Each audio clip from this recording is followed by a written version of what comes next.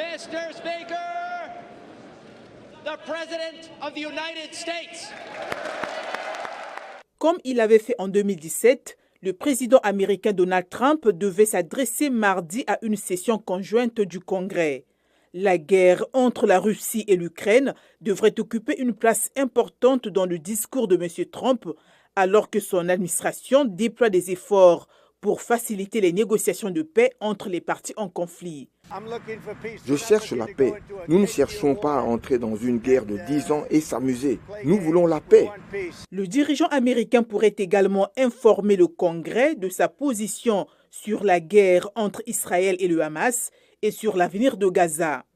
Lors d'une conférence de presse conjointe avec le Premier ministre israélien Benjamin Netanyahou le 4 février, Donald Trump a suggéré que les États-Unis transforment Gaza en rivière du Moyen-Orient.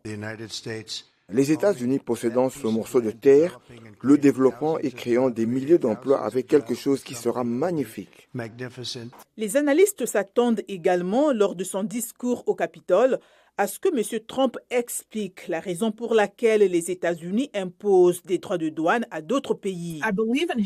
Je crois qu'il pense que s'il impose des droits de douane, cela provoquera une hausse des prix qui obligera les fabricants à revenir aux États-Unis pour éviter ces droits de douane. M. Trump pourrait également répondre aux critiques que son administration a reçues sur la rapidité et l'ampleur de ses efforts pour réduire les dépenses gouvernementales, diminuer la fraude et le gaspillage et réduire le nombre d'employés fédéraux.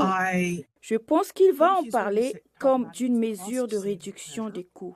Je pense qu'il va dire à quel point c'est une bonne chose. La sénatrice américaine Elissa Slotkin, ancienne analyste de la CIA, a été choisie pour donner la réplique démocrate au discours du président Trump. L'universitaire O'Brien pense que les Américains suivront probablement les remarques de la sénatrice Slotkin et le discours complet de Trump, principalement sur les sites web ou les plateformes de médias sociaux mardi soir. D'autres liront les résumés des points forts le lendemain.